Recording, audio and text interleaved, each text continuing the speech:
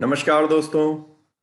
दोस्तों, यदि आप कोई कंपनी रजिस्टर्ड करना चाहते हैं हिंदुस्तान में, आप चाहते हैं कि आपकी अपनी प्राइवेट लिमिटेड कंपनी हो या वन पर्सन कंपनी हो या आप इवन एलएलपी भी आप रजिस्टर्ड करना चाहते हैं यानी लिमिटेड लायबिलिटी पार्टनरशिप फर्म, तो आपके लिए क्या चेकलिस्ट होगी? आपको किन चीज़ों का आपको मेनली ध्यान रखना होगा किसी भी कंपनी को रजिस्टर्ड करने से पहले? इसके बारे में दोस्तों हम इस वीडियो के अंदर डिटेल में डिस्कस करेंगे। इस वीडियो में आगे बढ़ने से पहले हम आपसे रिक्वेस्ट करेंगे कि यदि आपने अभी तक हमारे चैनल को सब्सक्राइब नहीं किया है तो इसे तुरंत सब्सक्राइब कीजिए।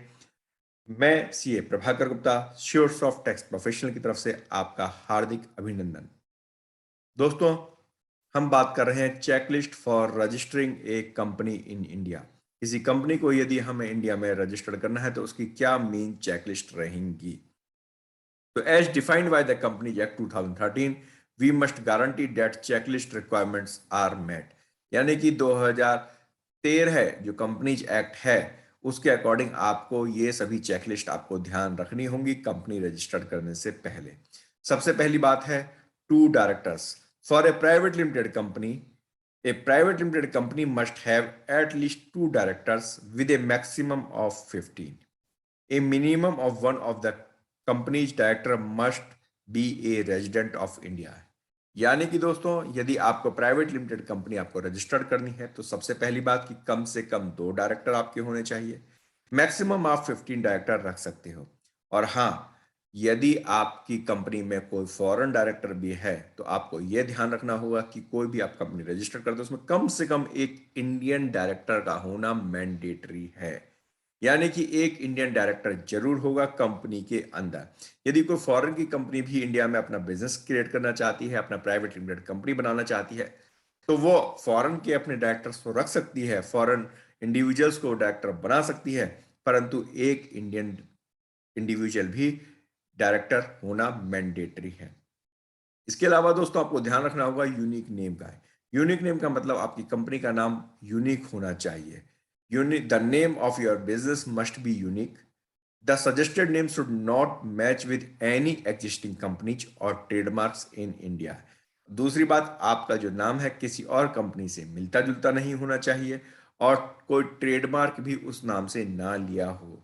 जी हाँ, यानी कि ऐसा नहीं कि जी आपने कहा सब रिलायंस तो आपने उसकी स्पेलिंग चेंज कर दी तो आपको वो कंपनी का नाम मिल जाएगा, ऐसा नहीं है। यूनिक होना चाहिए वो दोनों ही चीजों में, स्पेलिंग में भी और प्रोनाउंसिएशन के अंदर भी। साथ ही उस नाम से कोई भी ट्रेडमार्क भी रजिस्टर्ड नहीं होना चाहिए।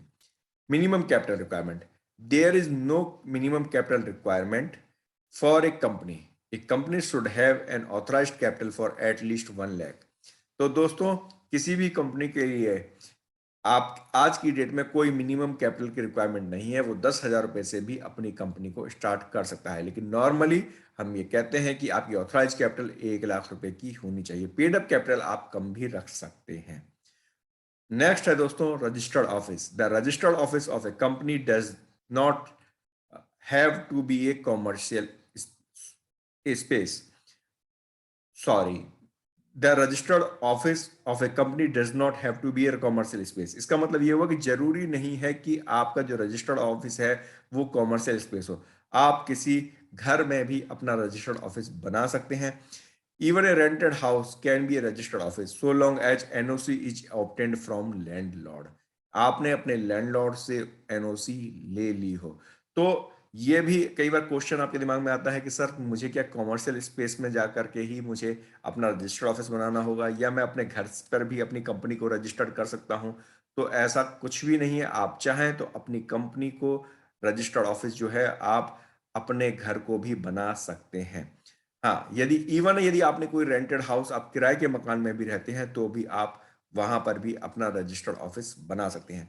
बस आपको क्या होगा कि जिस जगह पर भी आप अपनी कंपनी का रजिस्टर्ड ऑफिस बना रहे हैं वहां के आपको इलेक्ट्रिसिटी बिल भी चाहिए, एक रेंट एग्रीमेंट भी चाहिए और लैंडलॉर्ड से एनओसी की जरूरत पड़ती है।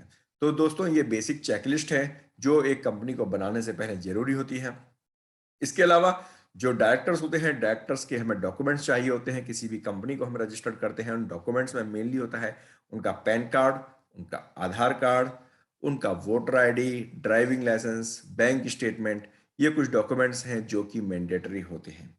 तो दोस्तों, अगर आप अपनी कंपनी को बनाना चाह रहे हैं, आप चाहते हैं कि अपनी कंपनी आप रजिस्टर्ड करें, तो आप पहले ध्यान रखिए कि आपको इन सभी चीज़ों को आपको तैयार रहना होगा इन सभी चीज़ों के लिए। और यदि आपको इस संबंध में कोई भी अगर हेल्प चाहिए, कोई सपोर्ट चाहिए, तो आप हमें कॉन्टैक्ट कर सकते हैं, हमें कमेंट बॉक्स में कमेंट कर सकते हैं। हमारी टीम आपको पूरा सहयोग करेगी। आपको यह वीडियो कैसी लगी, ये कमेंट करना बिल्कुल मत भूलिएगा। धन्यवाद।